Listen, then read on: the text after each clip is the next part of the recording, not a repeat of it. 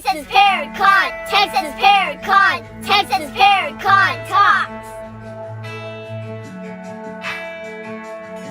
Go ahead.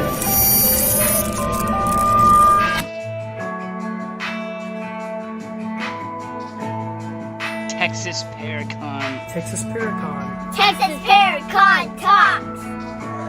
I heard 8 again.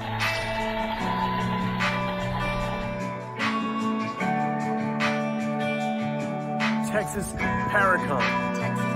The Texas Paracon. Texas Paracon. Texas Paracon. Texas Paracon. Texas Paracon. Texas Paracon. Texas Paracon. Dallas, Texas Paracon. Texas Paracon Talks.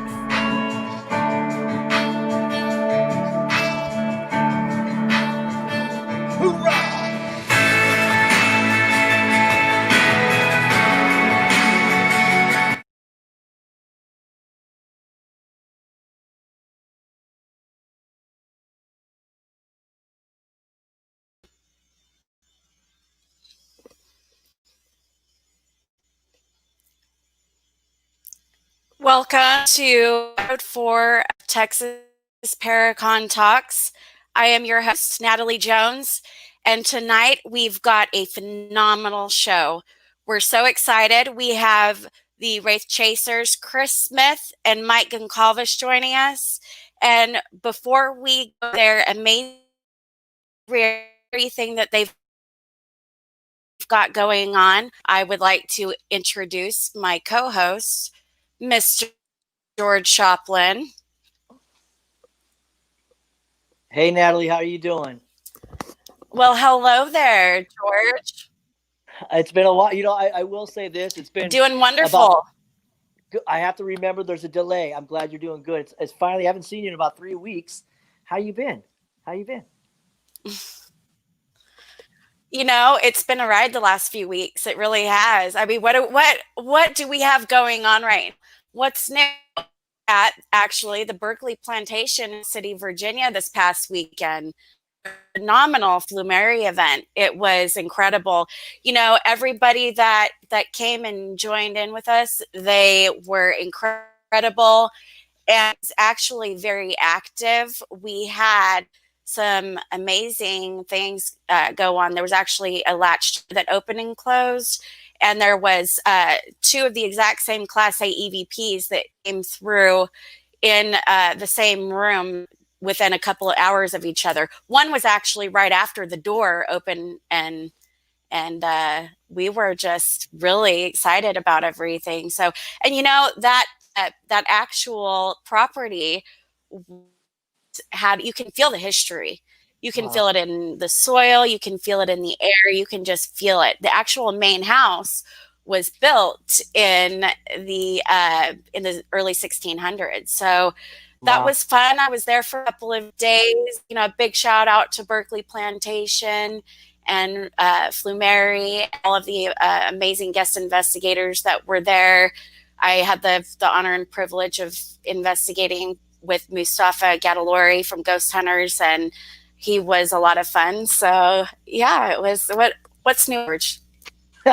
Not much. For me, I wish I had more exciting stuff going on like you. Mine is pretty basically, I'm square. I mean, I think the worst thing that happened to me was, and the best thing was, I bought some carrot juice and it was outdated. I wasn't happy about that. So, you know, other than that, just the same old stuff. We're under a severe lockdown here in California. As we all been dealing with for the last 8-9 months, and it just got worse tonight. We got more rules and we got more curfews happening starting tomorrow. So, you know, I have nothing I wish I could say I had your type of lifestyle. I don't. I'm happy to be here tonight. It's finally a good thing to see you. I needed to see. I needed to see my Natalie. I needed to see my friend tonight. Aww. I need to. That's amazing. Well, you know, it's not too late to move out here to Texas before Texas Paracon next year in August. I got 2 words for that. Yeehaw! You know what? I could do yeehaw, so I guess I could probably do that. But California is pretty nice, man. So, you know, I don't know if anybody knows this. Who do we have tonight? Yeah, I'm excited about these guys, man. They're awesome. Yeah. I mean, I am so excited. I am too. I have to tell you, this is what's happening, and can you pinch me? Can you reach through the screen and pinch me? I mean, is this a dream, right? Yeah. So Go we've for got it. 2 amazing guests tonight that are on the Texas Paracon talent lineup, and Yep. George, I like we've to got a do it. surprise guest. That's awesome. Well, you know, this is your show, man.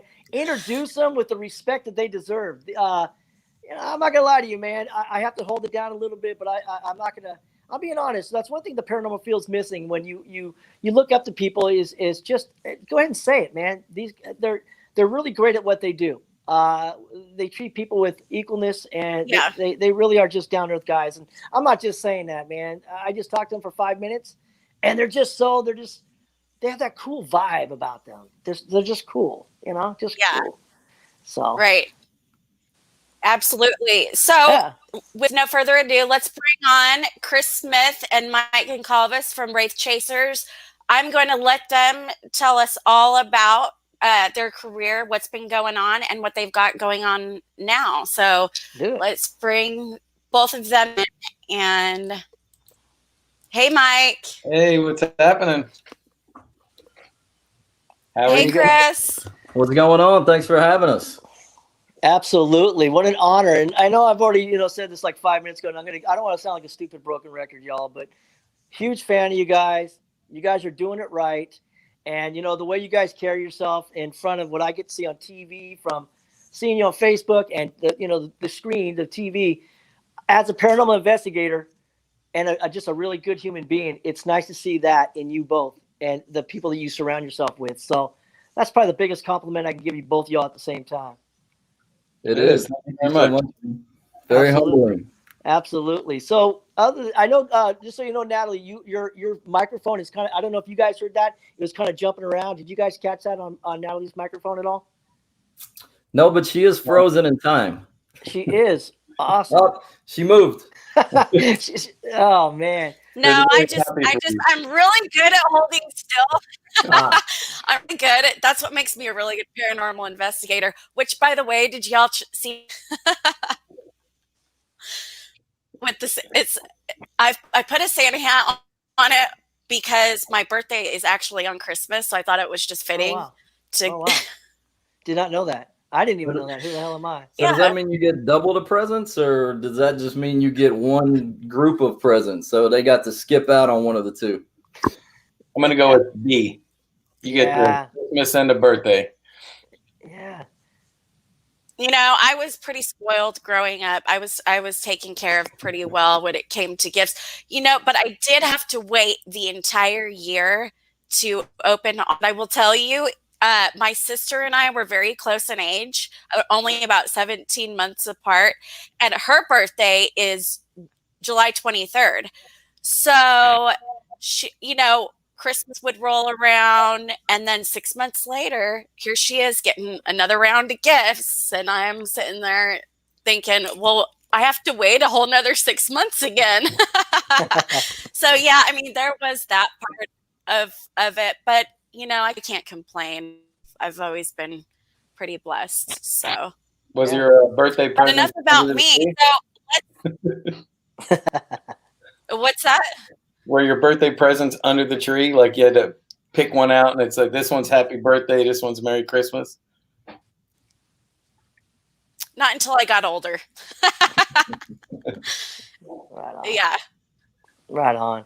Well, hey guys, Yeah, you know what? so- So I'm just gonna jump in there before, because I got to ask this: is you guys, with the stuff that's going on throughout the world, has that put any damper on you guys? I mean, are you guys still able to do what you guys got going on and what you do really good, paranormal investigating and such like that? Is that how you guys doing that? If I go with you, Mike, first, and I don't mean no disrespect, Chris, I apologize, sir. I'm doing my best, man. Total respect both ways, 50-50. No, in the very beginning of the year, like in the spring, yeah, we took a hit like everybody else. I think we stayed home for probably a good 3 months. We didn't do anything. And then once it started letting up, we're still tiptoeing into it. We're doing half capacity ghost hunts. Some things are like broken into 2 groups to where it's like, so we're keeping space and all that kind of stuff. But if you're actually going by some of the numbers in the place, like we were just at Missouri State Pen, place is Right. huge. but we just did low capacity. But yes and no. I mean, in the very beginning, it was no, but it depends on where we go. Right. Every state's different, so we're able to move things around and still do things, but everything we're doing is we're keeping it safe. We're keeping it distance between people and hand washing stations and masks and the whole Yeah. nine. But, No. No, leave it up to the people, really. If you feel uncomfortable coming out, stay home, do whatever you feel is safe for you and your family. But, right. shoot, Well, we must no. go on. No, I'm at an advantage. There's a lot of people. You have a lot of fans. I love the word fans. You have a lot of people that love you guys, and they're fans of yours, and they really love you guys. I see it every day on a daily basis when you guys pop up or whatever. But that being said, with the stuff that's going on back there, I mean, you're able to just go ahead and focus on everything you're doing when it comes to the paranormal. Then you're still able to get out there as much as you can. It is work. I get that. Yeah, absolutely. Yeah, we're solid every week. This weekend's our last weekend of the year, and then we're off for a couple weeks. And I think we have three open weekends so far next year. But other than that, we're full. I think, Chris, what was it we count? I think we have 71 different Ghost Hunt events scheduled for next year. Wow. 2021. And it's still going. So it's like there's a lot of cool things that are coming up this year. So that's awesome. But we're not going to. I'm going to be at like 5. I'm going to be at about 5 of those, aren't I? I think we need to make more than 5. But there's the one that matters, right? And that's this one, Paracon.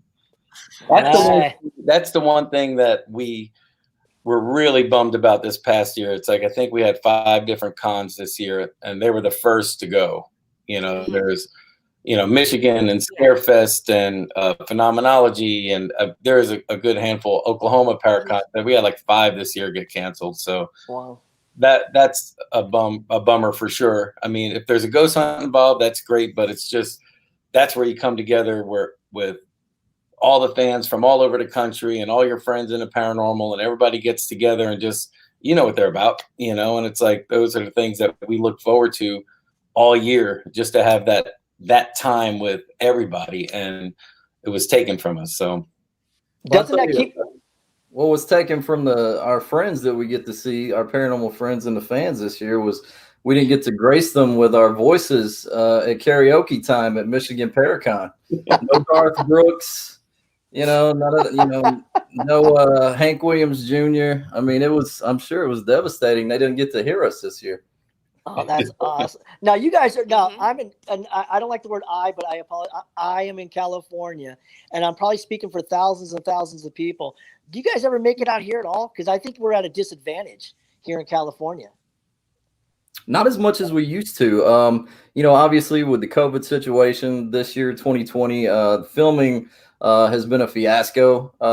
But our headquarters for the production company was in California, so we would get to visit sometimes, and we got to do the San Diego Comic-Con one year. That was really cool. Man, that thing is huge. I had never seen anything quite like the San Diego Comic-Con.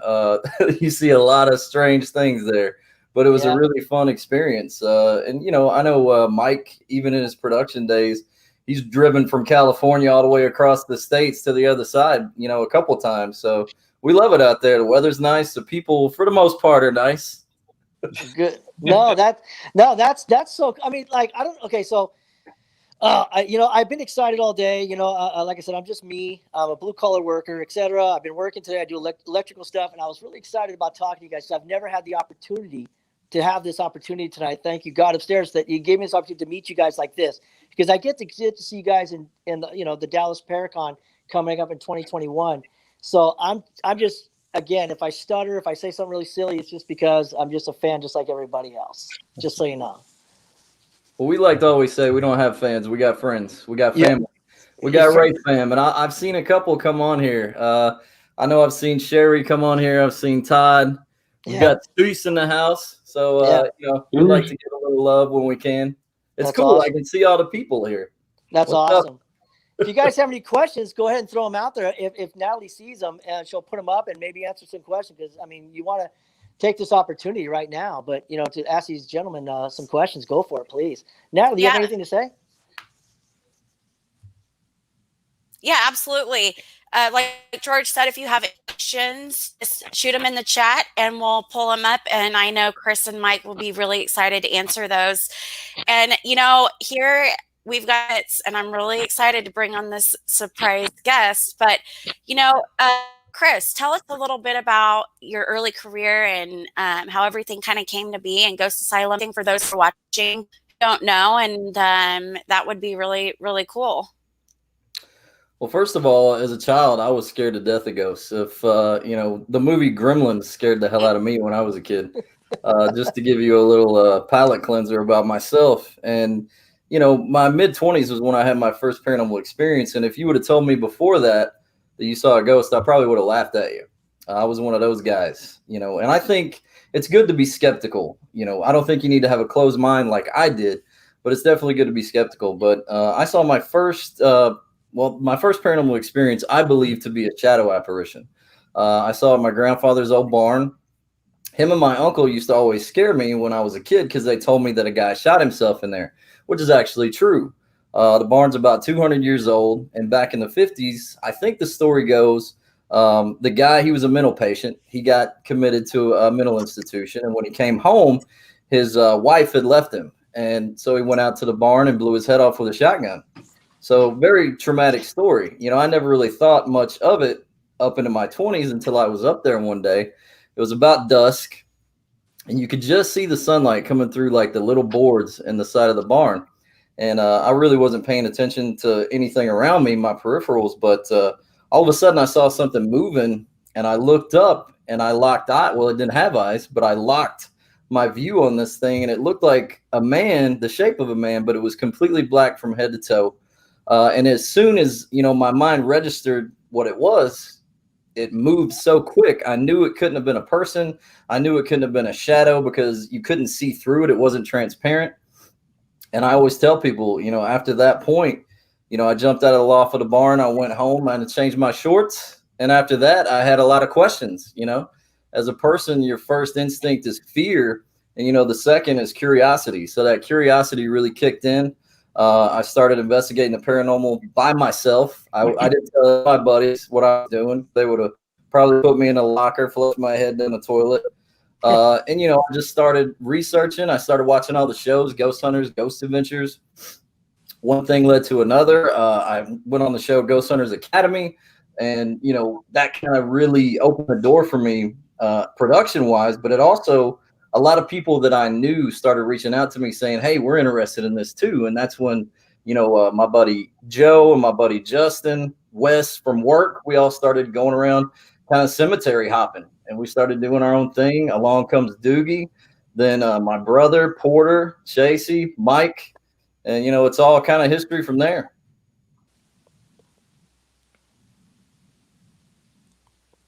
I was waiting for you, Natalie. I knew you. That's awesome to hear. That's Sorry incredible. about that. We're all sitting there like.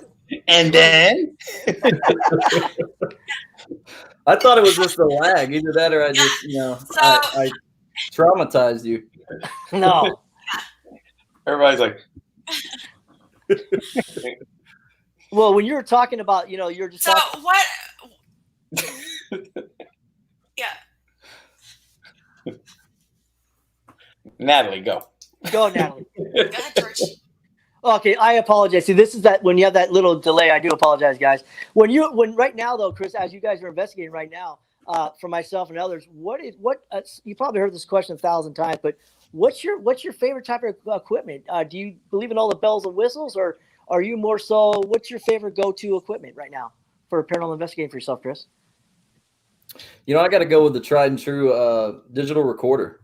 That was my very first piece of equipment, and it's still my favorite. We use from ParaUnity's. He's got a REVP device, and it's kind of big. It's a big piece of equipment, but we get a lot of EVPs on that thing, and we like it because we do a lot of events, so we like to do a lot of EVP sessions in real time. So you just record maybe a minute, 30 seconds, and then you go over it right then and there, and it's a really good tool for that. So that's probably my favorite piece of equipment right now. I love that thing. We were actually, we have great friends that come to these events, and we actually were given one of these music boxes that's motion activated. Yeah. A couple of friends that came to the event, they're like, you like this thing? And we're like, yeah, we love it. And they're like, well, you can have it. We're like, no. But in our heads, we're like, yes, give us, give me. But that thing is really cool, and it's super creepy when it works. And when, it doesn't work all the time, which kind of adds validity to it in my head. So when it does go off for no reason, that's when you really get the, to shiver up the spine. That's a really cool piece of equipment. I love that thing. I think you're right. For the people like just starting out in paranormal investigating, like you said, you host a lot of people. You guys have your events. That's probably one of the biggest charges is if you do get an EVP. That's why, and it's not about it's about you guys, but I do feel the same thing you said with the EVP recorder, because you can't argue with it. You can't argue with, with an EVP voice, but you can argue with bells and whistles, like something else can set it off or vice versa. Natalie, do you have something to say? I don't want to step on your toes. Sorry. She's thinking. Okay, she's. I agree. The classic digital recorders.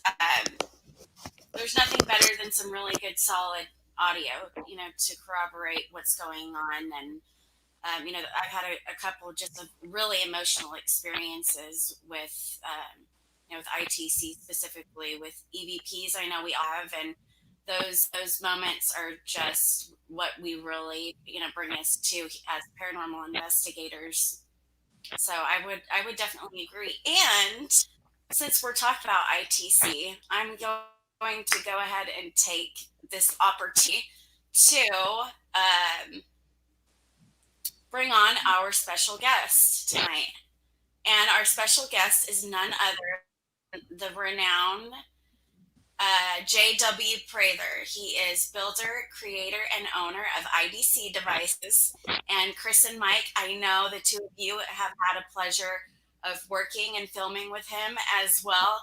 And if I am not mistaken, I did investigate with Jay at the Old Park Hotel, and he brought out a couple of his IDC direct links. In fact, it was the original 2 direct links that had Chris and Mike's name on them. Y'all actually original IDC direct links built for you, didn't you? Yeah. Yep. Yeah, we did. We use them all the time. There he is. Hey guys. What's up, Jerry? So here's Mr. J.W. Prather. How you guys doing? What's happening, brother? Doing great. And we were just talking about your gadgets, man. I think one of the coolest thing about the ITC device that Jay made for us, you can actually use your body as kind of a conduit. You put your thumb on that little piece of metal, and it kind of, you get to use your own, you charge the thing with your own body. So it's, it's something that I don't think anybody's ever done before. Definitely. What I dig about it is like 90%, the good chunk of what we do is right now is these public ghost hunts each week, so we have a bunch of people out with us.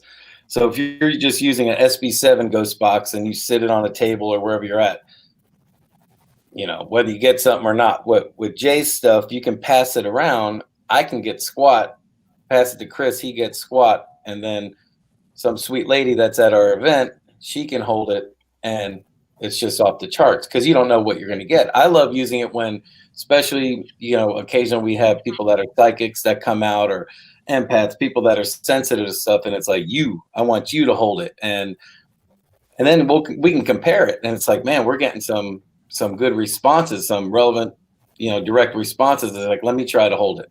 Nothing. You hand it back, and then she keeps getting the stuff. So that's the beauty of that, because it's not just something you sit on the table and, well, nothing's working, let's go on to the next. It's like you pass it around, and it's like a new piece of equipment, whoever's holding it.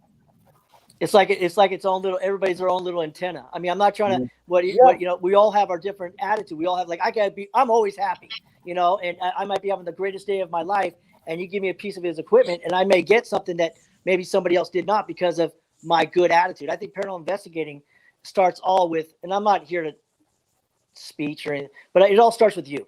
I say that every day on a daily basis. If you have a great you know what I'm saying, Jay? So that's how I feel, man. It starts with your energy. You bring in what you're going to get out of it. Yes, sir. Most of us, we do this on the weekends, and we do it for fun because we love it. Yeah. So most of the time, we bring positive energy in with us because this is what we've been looking forward to all week long, right? So we bring this positive energy in, and we normally get something positive back.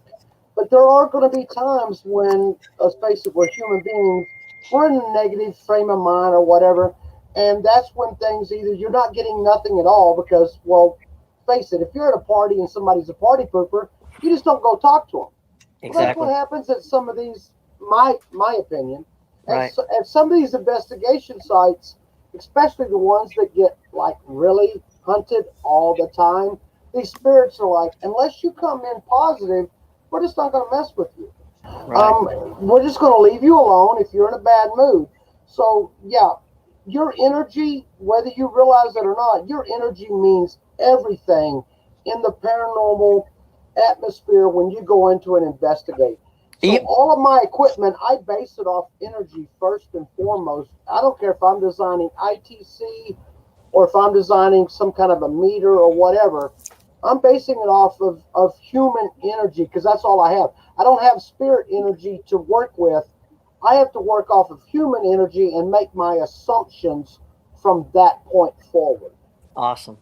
Awesome. It's yeah. I mean, the way you're speaking now, I'm like right now, like I say, I feel like I'm I'm sitting down as a student, which I'm a student every day in life, and I'm just listening to the teacher right now because I fully agree with you.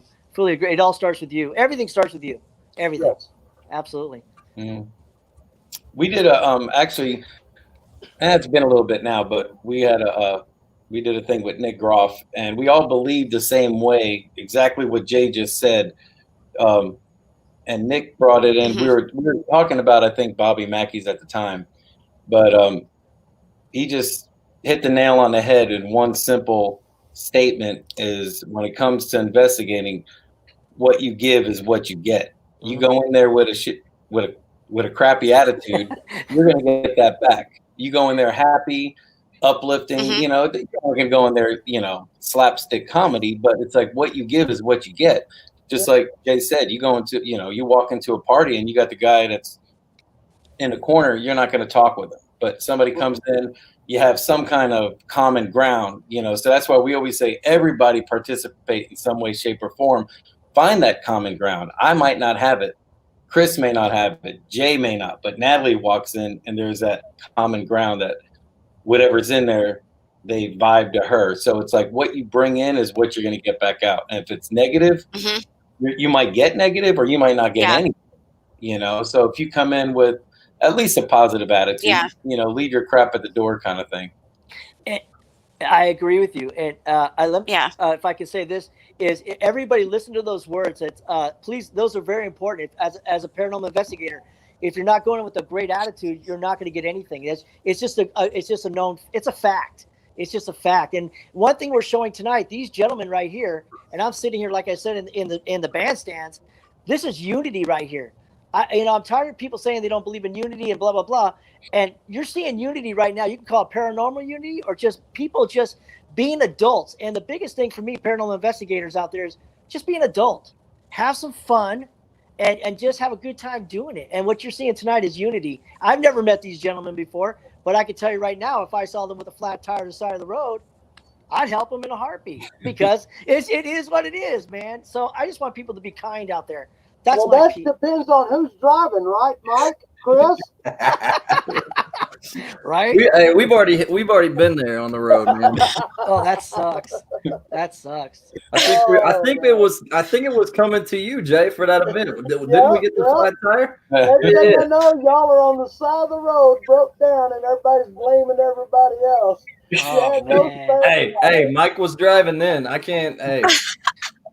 That wasn't me that time. The only thing I'm going to get you is a speeding ticket. Shoot, man. Go ahead. Well, Natalie already threw me under the bus.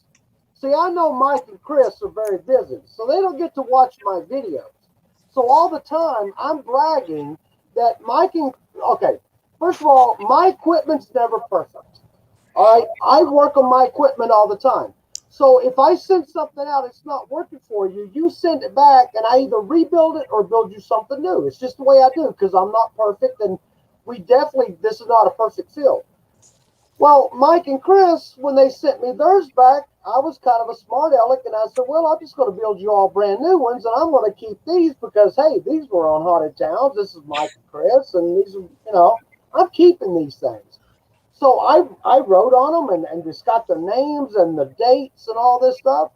And I'm thinking, all right, well, they're not going to find out that, I'm kind of hawking their stuff around and using it. And I've had them all this time, and I would never sell them. They're in my collection, and I just love it. But now Natalie throws me under the bus and says, hey, by the way, he's showing off your crap here.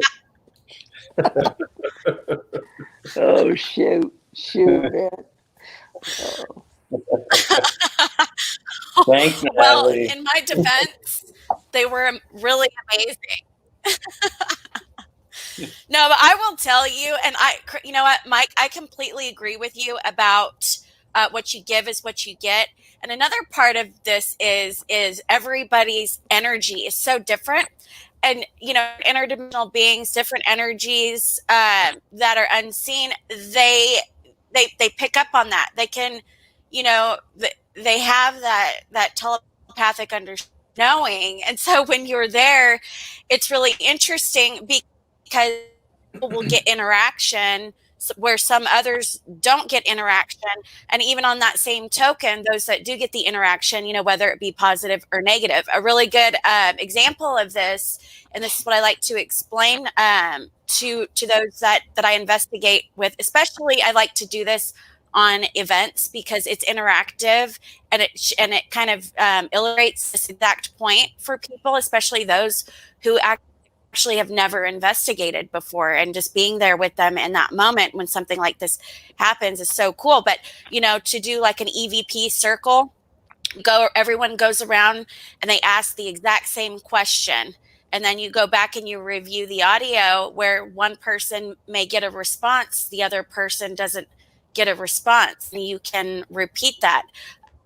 For example, I was with Rochelle and Brian on an event, and we did the EVP circle, and we went around a few different times, and lo and behold, Rochelle was the only one getting responses, so not two incidences and all of that, but I've always, understood, and we know, that that's exactly how it works, and what you give is what you get. Another thing, Jay, with your incredible IDC devices, I'm obsessed, and I need another one. And I don't usually like to say that I need anything because I'm not the needy type, but with your devices, I need them. I was on location investigating and asking questions about the existence of a portal, and the number 8 grew 22 times within 5 minutes by multiple different tones and voices coming through this thing. I finally figured it out. I think that what it meant by 8 was infinite.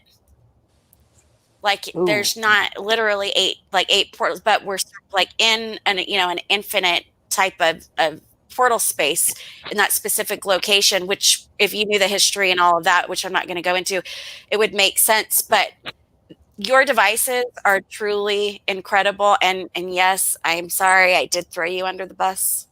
I'm sorry. Well, you may be very right on the number 8, because rather than just repeating infinity on a box, they may just repeat number 8, thinking you're going to be able to figure out. I mean, we do have to be kind of detectives sometimes when it comes to especially ITC. Now, we can't read too far into it because then we get led down different roads that we shouldn't be going down. So I don't like to read too much into what we get on ITC. If it doesn't fit, it probably just had nothing to do with what we thought it was. But you may be right with the number 8, with them trying to say infinity, because I can't see there being a finite number of portals. I would think these portals, if they exist, right, they would come and go in an infinite number. So there wouldn't be a finite number of them should they actually be there, which I think they are, but... Right. Right. Well, and because everything is energy. Mike and Chris, what are your thoughts on energy and portals and all of that, Mike?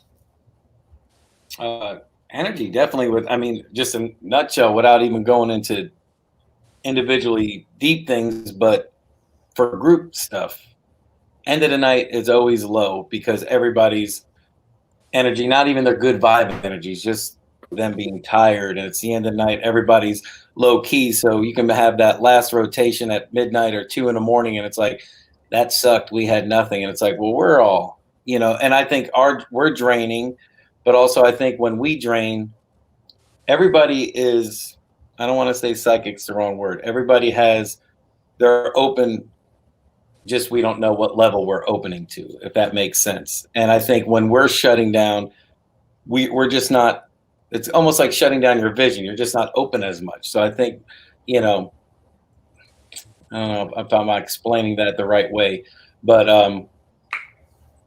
No, portal side, I have no idea. I don't even want to even dip into that. That would probably be, in my opinion, a Brandon question on that. But I would just say energy and vibes and stuff. I think we all have it. It just depends on how open we are, and sometimes I feel like I'm open to it all. And I think I have a great night with stuff, great activity, but I don't realize it at the time, if that makes sense. It's usually after the fact when I kind of put 2 and 2 together. But, well, I like what you said. I've never thought about this. What you just said, everybody goes into an investigation. Like you guys go filming. You're all psyched up. You're ready to go, ready to rock. You're ready to go. And then all of a sudden, as the night progresses, we all get tired. And I think you're absolutely spot on with the other side of the veil. They feel our energy die off. And that's why, like you said, you're absolutely brilliant on that, because it makes total sense to me that's why things may slow down a lot, because of our energy's not putting enough energy for them to communicate with us. I think it's always there. I think it's always there because sometimes, we all do it. We do it all the time, all of us here, and they're just not talking with us tonight. I personally think maybe they are, and we're not receiving it. We're not seeing it. We're not hearing it. We're shut down in certain ways. So how do you have one night on point, the next night not? And it's like, you almost think after the fact, what did I do different? Instead of like, oh, they're not talking with us tonight. I think they are, because our EVPs, half the time we pick up one word, maybe 2 words. How often? Maybe 8, like you were saying, is part of a sentence or part of something, and we're only catching a piece of it, So I think a lot of times they are speaking, and they're probably all around us right now, and we're not receiving it. We're not seeing it. We're not open to it right now. Well, have you ever had an investigation that you were so intent on and you went in dead serious and for hours, nothing, just nothing, and you're so disappointed? This happened. We were at the Conjuring House, and it was me and Justice Spurrier and, of course, Corey Heinzen, who owns the Conjuring House. And this is a couple of years, well, a year and a half ago. This has been a while back, but we were there investigating dead night, just a dead night. And I was there for 7 days straight, but on the third night, just a dead night. 1:30, we're like, guys, this is just not happening. I don't know who got to cutting up, but one of those jacklegs started making jokes. Next thing I know, 30 minutes later, we are all laughing. Now, this is grown men, nobody else around. The jokes got a little crude, but I tell you what, after that half hour of joking at 1:30 in the morning, we investigated for 3 hours after that, and the activity was off the charts. We somehow, I think, when we went from dead serious to just this joking and cracking and raising our own energies, and we let our barriers down and we were just being us, all of a sudden the entire investigation changed course, because I think we changed course and we rose that energy level. Does that make sense? We were being dead serious and nothing, and we rose This is our Q&A every weekend when we go to any haunted location. We always touch on this, especially with new people. We always tell them, you can take what you're doing seriously, just don't take yourself that way. I think the more fun you have in an investigation, like Mike said earlier, you don't have to be, slapstick comedy the whole time. But, anybody who's investigated with us knows that, we like to have a good time. We like to cut up. We like to tell jokes. If there's a lull, I'll tell some pretty horrible jokes. And, sometimes it gets people laughing and it gets, the energy, just like you're saying. You have to be very careful with energy because you can use that good energy and you can get good responses. If you go into an investigation and you're in a bad mood, you had a bad day, you're feeling very angry. Good example, Brandon, Cannon Memorial Hospital, season 1 of Ghost Asylum. He went in there, he was having a horrible day. That location feeds off of that energy, and then it backfired on us. And we had a horrible investigation. I mean, it was active, but it wasn't the kind of activity we were looking for. So I absolutely believe that that's true. You get in there and you start cutting up and you kind of forget about the investigation for a second. They're kind of like little kids. You don't pay attention to a little kid long enough. They're going to come up and, yank on your pants and be like, hey, look at me, pay attention to me. So sometimes that reverse psychology works in ghost hunting as well. Well, that's exactly what Mike was saying earlier. It's like you go to a bar, if that's what you guys do, and you see somebody sitting in the corner, you're not going to really direct yourself to that person. But if you see people laughing, telling jokes, having a good time, we all have to, as you guys already know, the paranormal, the spirits have already lived our life. They've already been here. So you're not going to be able to fool them. You can't trick them. And I always say this, it doesn't take a black shirt to make you a paranormal investigator. It takes a good heart. And you know what? And that to me is probably the best thing that I could think that why, who I am today. But it's not about me tonight. But what you said earlier about that, if we all tell jokes and have a good time and having fun, paranormal spirits are going to see that. And they're going to give you everything that you've been craving for all day long. The black shirts are slimming, though. They are slimming. They are slimming, man. But it's just one of my things, man. It all starts with your heart. I love to wear black. I love favorite black. color to wear. I love black. Black is awesome. It's funny because it's like going on what Chris said. Well, I mean, I completely agree. Yeah. What was that? Oh no, I was just saying like, ooh, 1-1. Now I lost my train of thought. Oh no.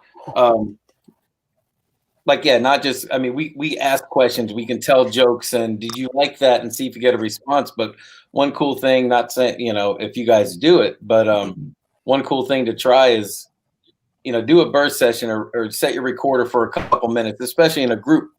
You're doing a group, you got 10 people in your group, and just hit the recorder on and don't drill the spirits for questions like it's normal to do, and say, somebody pick a topic, and then say somebody goes sports or whatever. And then us living people take a couple minutes and let's just talk about stuff and leave your pauses, but say, man, who played baseball in high school? I did.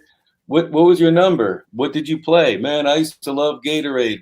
We drink beer after the game. And it's like, talk amongst yourselves about a topic and then play that back and see if something chimed in. Like Chris said, maybe that it's like a little kid. Oh, I like baseball. I like football. Yeah.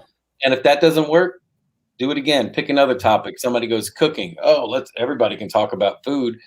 Talk amongst yourselves about food and don't drill the spirits, and then see if they come in with something. And if they do, then you have a direction maybe to talk about to try to get further activity. They chimed in with the food. Maybe it's a mama that liked cooking, maybe it was somebody, then it's like you have a direction to go with. Yeah. Very smart. I like doing stuff like that, to where it's not like, how long you been dead for? How did you die? How long do you live here? Are you stuck? All the same old questions. And it's like, let's talk about food. Let's talk about sports. Let's talk about cars or horses or pets. And then if you get some responses, now you got a direction to go with. Let's go with that. See if we get some more. Very smart. Very smart. You're absolutely right. Everybody asks the same questions over again. What's your name? How old are you? I mean, it's a boring, it's a cookie cutter questions, but that's pretty smart there, bud. Yeah. Sex, alcohol, cigarettes, drugs, women.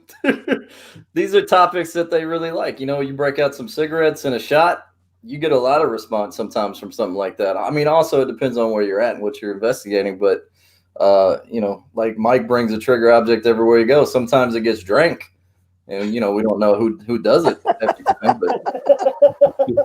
But Got a whole bag full of trigger objects. It's all the same one.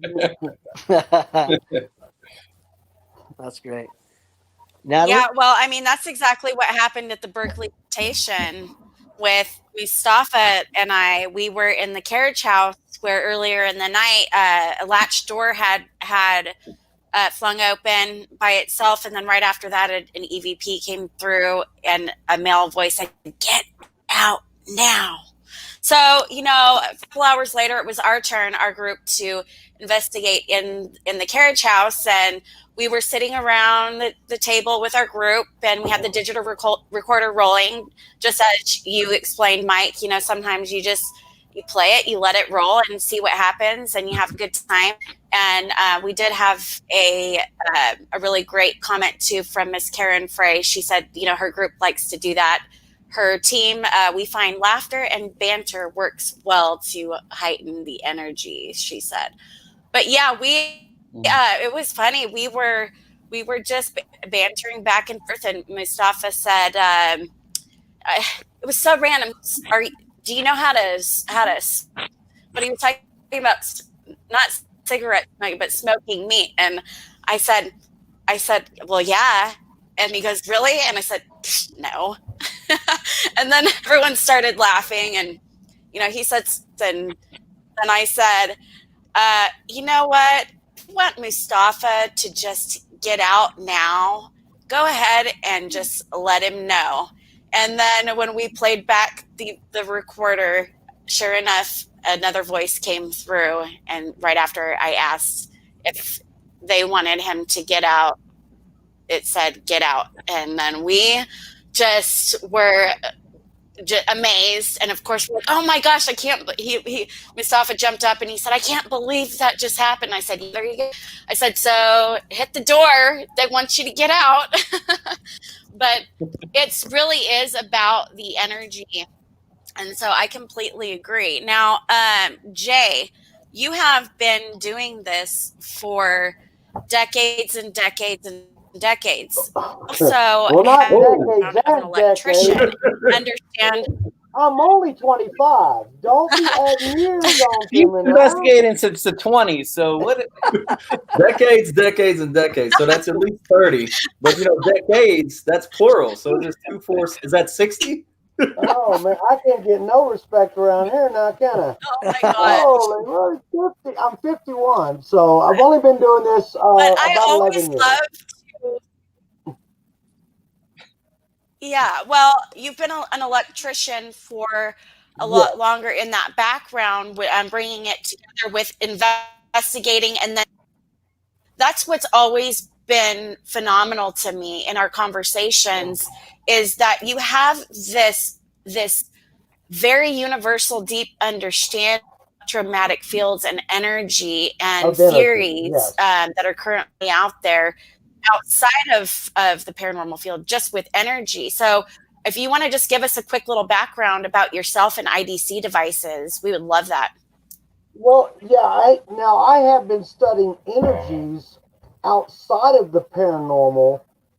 I guess really it was paranormal. I didn't realize it. I've always been interested in energy. I became an electrician young. I was free slave labor for my uncles who were electricians, and they would have me snatching wire and whatever, and went in the Marine Corps, worked as an electrician in the Marine Corps, and I've done it all my life, and I always studied energy. And of course, it's a lot easier to study now with the internet, but back then I had to actually go get books and learn from books and everything. But energy was always something I was amazed by. And so whenever I started going into the paranormal, it seemed like a perfect fit that, okay, well, everything I've been looking at for all these years, all I'm going to do is I'm going to apply it to my questions of what might be happening on the other side. Regardless of what that other side is, I like to believe that there's a heaven. And I believe there is heaven, but we don't know exactly where heaven is. We think up because bad is down, but that's because of north and south and whatever. But I was really so interested in what happens after we leave here, or if do we come from somewhere else before here, and it all revolves around energy. I mean, frequencies, energy, that all ties in. And then 11 years ago, I started actually trying to turn it into equipment that someone else might want to use in the field, that like I would want to use it in the field. But I've only been in the field about 11, 12 years. But it didn't take me but about 6 months after actually starting to investigate. When I say how long I've been in the field, that's when I started investigating. I've always been interested. But once I started investigating, I was like, hold on, I want to build this because it doesn't exist. And this is what I want to use. And the irregular electrical stuff that's out there for an electrician isn't quite accurate, I don't think. And the really good stuff, like you would get in a factory or a hospital, that's tens of thousands of dollars. I can't afford that. So I just started building my Frankenstein things of what I could afford to build that would allow us to at least look into those energies. Now, we can't quantify them because, once again, that would require equipment that's tens of thousands of dollars. And even those pieces of equipment aren't exactly designed to measure the weight of a ghost or whatever it is whatever it is you're trying to do. Those pieces of equipment don't exist. So I'm just doing the best I can with a screwdriver and a little workshop. Long story short. Yay! Yeah, and Thank you, Chris. I got one. yay! Hey, I got the first awkward silence, bro. You got the second one. So, Chris, tell us about some of your experiences working with Jay and Mike, and some of your good, memories with some pretty cool activities. Anything that comes to mind, and specifically Jay's devices on the road, and something that you'd like to share, because I think it's really incredible knowing the experiences that I've personally had with IDC devices, and of course Jay as well. But what about you? Yeah, no. The first thing that pops into mind using one of the first times I used his device, I was at Melbourne Manor in Iowa, and this was the first time I was there. So I was there by myself, and we were upstairs in one of the children's rooms, and I just turned it on and set it down. We weren't getting anything at that point in time, passing it around. So I was like, I tell you what, let's just set it down for a second and see what happens. So we just left it running. And then all of a sudden we started communicating with what we believed to be a little girl. We had a little doll sitting on the floor. We had a flashlight, K2s around it. We seemed to be getting some meaner interaction with, talking to a little girl. And then all of a sudden a little girl's voice, because it was like behind me on a shelf, it was like, I see you. And I was like, what? I was like, everybody heard it. And we're like, that sounded like a little girl. And I think someone had just said in the group, can you see us? But it was a little delay.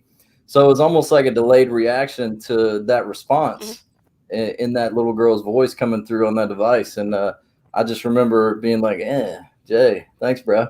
Because, it's those sessions like that you remember when you have multiple things happening and you got multiple devices. That's why it's important to have, a couple of things going at once just to see if it can corroborate each other. So, and then, of course, Jay and me and Mike and Doogie, we've investigated Father John's on a couple of occasions. That's multiple locations in Ohio. We got to investigate the Statler. That was in New York. We did that about a year ago, and that was a lot of fun. We had a great time at that thing too. It was cold, but it was good. Wow. What do you guys do, if I can interject real quick, is Mike, starting with you if you don't mind, because we're running out of time here. What do you guys do on your downtime? I mean, your paranormal is your life. You guys do what you do well, very well. What's your downtime, Mike? And then I'll go to you, Chris, afterwards and so forth. Downtime, when there is downtime, I try to hit the gyms in the morning. The gyms, they like that, the gyms. Fishing is a big one. And when I can go fishing, it's like now that it's 20 degrees, I'm still going tomorrow. So it's going to be cold. But I now have a baby that's 11 months old. So that's Congratulations. Thank you. That's all my downtime now. So when I can fit other things in, but other than that, that's taking up a lot of the time now. Yeah, I didn't want to bring. I mean, congratulations and Merry Christmas to the newborn for sure. That's totally awesome, man. Oh, Good thank you. Yeah, his first Christmas. That's awesome, Chris. What do you do, buddy? I'm a hermit, man. I am a homebody. I don't do a lot. You know, we kick it pretty hard on the weekends. We travel. You know, we're usually on the road all day Friday, and this is just when we're doing events. Not to mention when we're filming, we're gone all week. Then we're gone on the weekends. So when I do get time, I park it on the couch. It's Netflix, Amazon Prime, Disney Plus. I'm a couch potato, man. I mean, I work out here and there, you know, but I don't do it as much as I used to. It's just not as fun anymore. The older you get, the more you hurt, and you just I'm like, I'm gonna sit on the couch and watch other people work out. Maybe I don't know. No, I totally understand what you're saying about the Netflix. I mean, you know, you get done with your hard day, what you guys do, but I mean, I'm a square. I'm such a square couch potato. Netflix and like you said, the older you get, the gym doesn't look so much fun anymore. I get it, man. What about you, Jay Bird? Well, after working with these guys, I started trying to work out because I was like, I didn't want them leaving me behind. But when I realized I couldn't catch up with them, I said, screw it. I'm going to go back to shark fishing. So shark fishing is what I do on my time off. My time off is in the winter. I live in Maine, but I go to Texas in the winter, and I usually go shark fishing. That's my downtime. That's what I do. Damn. I'm like Mike. I love to fish. Wow. I think we all like I love the outdoors. And I think that's what makes everybody a good paranormal investigator, because it requires patience to be a paranormal investigator, but it also requires patience to be a good to go fishing, you know, whatever. So Mike, what do you got going on? Anything coming up you want to tell people about where you're going to be at? And yourself, Chris? Yeah, well, this weekend, like I said earlier, it's our last one of the year. We're going to be down in Savannah on Saturday night investigating and off for a couple weeks, and then we start hitting it hard again January. Just event-wise, we're starting off close, Knoxville, Tennessee. We got 3 nights at the old historic theater there. We were there a couple times before. It's pretty amazing. Then we're going to Texas and Virginia and North Carolina. We're all over the board. And outside of that, we got some cool things in the works. So, you know, fingers crossed and prayers. But so without throwing any kind of jinx, it should be a good year. Should be a good year. How about you there, Mr. Chris? How you doing down there? About the same thing as he has, right? I concur.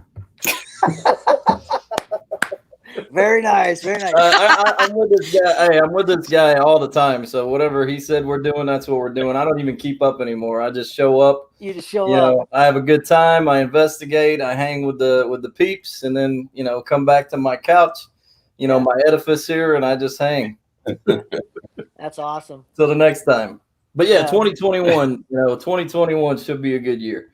It's got to be better than 2020, right? Been a joke. It's been a joke. It's been a total joke for us in California, I'll tell you. Natalie, so where can they find these Texas Paracon tickets coming up? Delay? Well, I concur.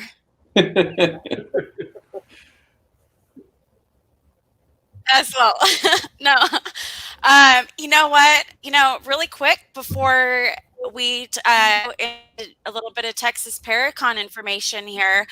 Mike and Chris and Jay, each of you, if you could tell everybody where, what website to go to find more information about y'all, or any other, anything else that you'd like to add in. And Mike, we'll start with you, and then Chris, and then Jay, you can finish us out and let everybody know where they can go buy an IDC device. Ooh, yeah. Oh, yeah. Natalie has a couple that have our names on it if you want to buy. You can go to the wraithchasers.com or Wraith Chasers on Facebook. All social media, me and Chris are everywhere on that. A lot of events we do. The big chunk of them are with Ghost Hunt Weekends, so you can go to ghosthuntweekends.com. There's a lot of thank you, Jay, for your service. There's a new thing we're starting now for all servicemen and women, and everybody in that field they get discounts coming to all our events. So that's a cool thing that we just started there. But yeah, just Google the Wraith Chasers and you will find us. Yeah, I'm pretty much the same. The wraithchasers.com. That's where you can find all of our events for the year. Some of them aren't up yet, but as soon as we get the link, Mike posts them up there so everybody can get tickets as soon as possible. I'm on Instagram. If you're talking to me on Facebook, I hate to tell you, it's not me. I've had people come up to me and be like, "Hey, that conversation we were having the other day on Facebook," and I'm like, "Not me, bro." But I am on Instagram. Come give us a follow. I can't wait for this Texas Paracon thing. I'm super stoked. Anytime we can all come together and unite and share ideas and have a beer and maybe sing some bad karaoke or, just hang out as people and, do our thing. By the way, I noticed, Jay, she has a two-tone ITC device, and I'm going to need a two-tone because I don't have two-tone. Take it away, my friend. All right. Clear up two things. Number one, the two-tone is the yin and yang, and that's my newest one, and we can work something out. I need it. Mike, she doesn't have those two that were yours and Chris's. I have them, but I have no problem loaning them out when I go to these events. The guys love them. So, because everybody knows who TWC is, of course. So, they love being able to use the devices that you guys use. As far as finding me, you can find me at idcdevices.com. Best way to keep track of me is JW Prather, that's JAY, Prather, on Facebook. As far as buying my devices, that's slim and far between. I build when I can build, and right now I may not be building again till February or March. I normally don't build in the winter at all, and I'm very limited. Every box I build, there's a process. We talk, and then we talk on the phone. And then after that, should we find the device that's right for you, I build it for you, and then I ship it to you. There's no website to go and order it. I build to the individual. So I only build a few devices a year, but I want to make sure they get in the right hands since I'm limited how I build. So there's no place to just go and mass buy these things. But Chris, we can work out something on a black and white for you, bud. You the man. We need two of those. Okay, two. Don't, if you tell Brandon, it's going to be 4 or 5. We won't tell him. He's not here. He's not here. We won't tell him. Because he'll try to tell you how to build it. That's not us, bro. We let you do your thing. I love our conversations. Me and Brandon, we have some doozies. I bet. I go on autopilot when he's talking most of the time. Oh, I'm very interested. But yeah, they get long-winded. Some of our conversations take a couple of months. I'm not joking. They're over Messenger and they take months to complete. I know. Trust me, I had to live with him for about 20 years, 15, 20 years. So. Oh, I love him. It's awesome. Take months. I believe you. That's funny. It's always like, hey, did you get my message? Yeah. Why didn't you reply? Don't know. Okay. Well, we got to get together, Mike, Chris. We got when y'all. All right. Well, listen. North, you know what? know. For sure. For sure, bro. Yeah. Well, listen. Okay. You know what? Everyone, thank you so much for joining us tonight on Texas Paracon Talks. A big thank you to Mike, a big thank you to Chris, a big thank you to JW, and of course, a big thank you to my amazing co-host, George Schopplein. Yay! And if you would like more information about Texas Paracon, please go to texasparacon.com. Please get your tickets. Please check out on a merch booth. And please sponsor us. There are 4 deals, and there are also 4 different ways to sponsor Texas Paracon.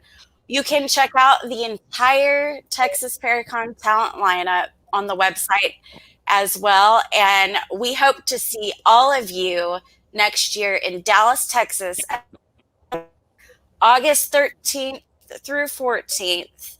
And it's just going to be a big paranormal community. There's a 100,000 square foot exhibit hall with a main arena stage that you're going to have the pleasure of Wraith Chasers on.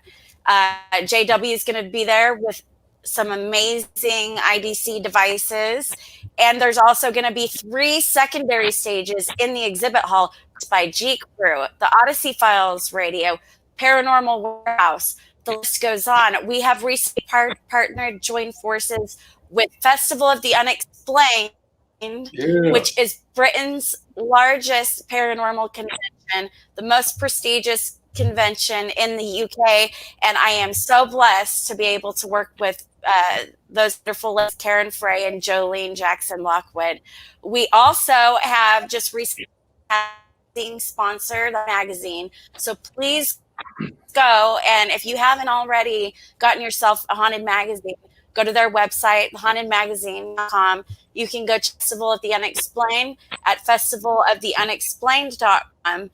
And what's really great about Festival of the Unexplained is they are going to be having their convention next year in September. So you'll have the opportunity to come out to Texas Paracon, and then head out to the UK with all of us for the Festival of the Unexplained. Also, please go and subscribe to the Texas Paracon YouTube and Midnight Wolfpack's YouTube, because they Night Wolfpack Productions, a big shout out, a big thank you for letting us stream on your amazing this evening. We look forward to streaming at all future Texas Paracon Talks episodes. And again, I just want to give a big thank you to all of you gentlemen. Mike, Chris, Jay, thank you again. George, as we always say, hashtag Jones and out. There you go. Good night, you guys. Thanks for having us. Bye, guys.